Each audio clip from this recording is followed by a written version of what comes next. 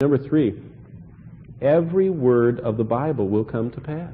If you look back at our text we're looking at in Matthew 5 and verse 18, it says this.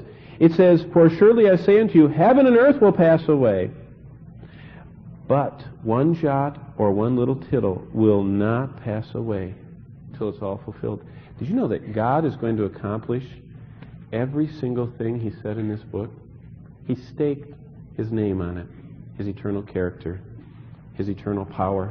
Not the smallest letter or stroke will pass away from the law, Jesus said. The smallest letter translates into the word iota, and the smallest letter of the Greek alphabet was the iota. To Jesus, Jewish hearers, they would have thought of the yod, which is a little like an apostrophe thing in Hebrew. That's the smallest letter of the Hebrew alphabet.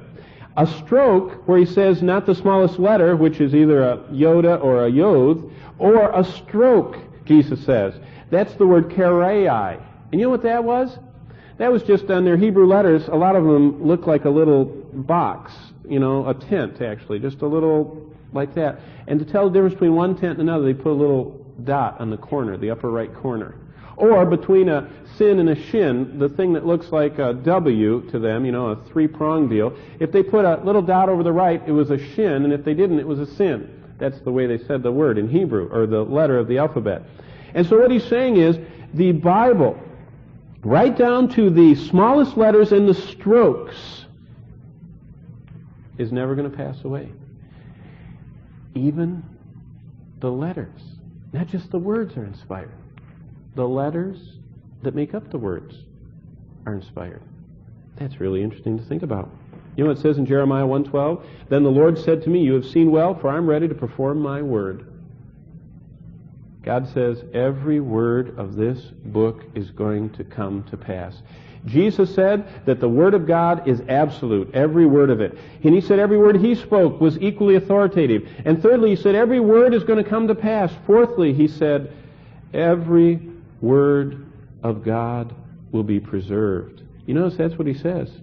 He says heaven and earth is going to pass away, but one little letter and one little stroke is not going to pass away from this book until it's all fulfilled. He said, I'm going to preserve it.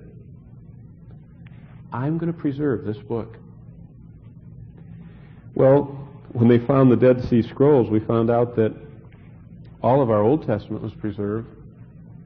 No noticeable differences. But then they started excavating and looking for scrolls of the New Testament. During the Renaissance and the Reformation times, they wanted to see whether or not that had been preserved as well.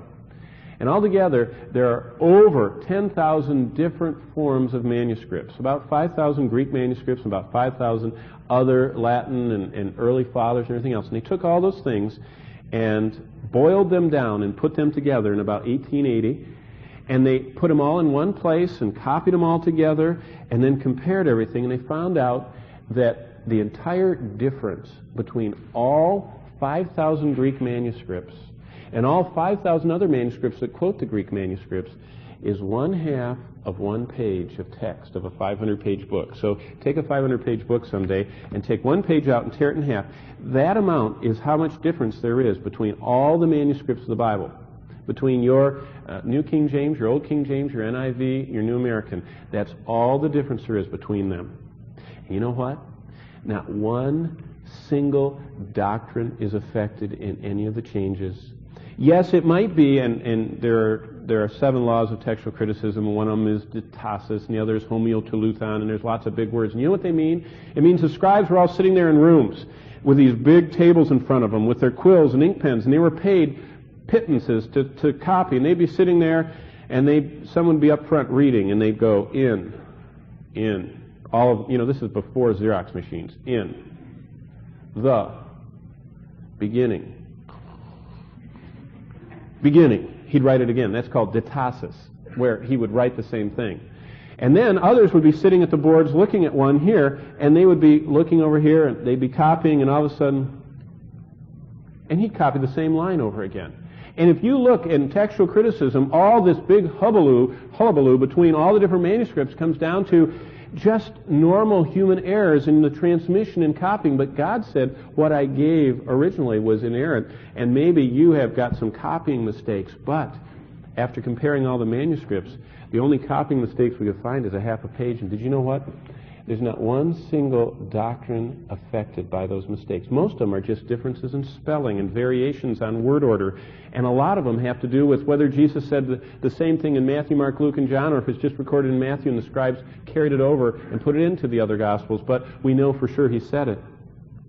And we don't know if he said it 3 times in 3 different Gospels or just once, and the other guys put it in marginal notes. But it doesn't matter, because every word of God will come to pass, and every word of God will be preserved. One noted theologian has stated, in other words, not only will the smallest letter not be erased, but even the smallest part of a letter will not be erased from the law. Not even the tiniest, seemingly most insignificant part of the Word of God will be removed or modified until every bit of it is accomplished. But without the smallest exception, every commandment, every prophecy, every figure, and every symbol, and every type will be accomplished. God said it. It's all going to happen. Now, a lot of it already has happened. There's a lot of fulfilled prophecy, a lot of history in the Bible, but there's a great deal yet to come. And we need to be concerned and considering how we can obey and be a part of His plan.